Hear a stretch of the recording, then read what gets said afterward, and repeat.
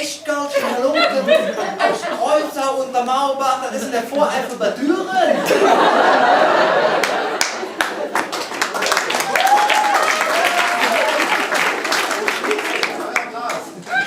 Also ich bin der Sven, das ist der Heiko und ihr kennt uns ja von letztem Jahr von unserem Titel Maubach, du meine Stadt am See. Und dieses Jahr haben wir euch ein ganz nagelneues Stückchen mitgebracht.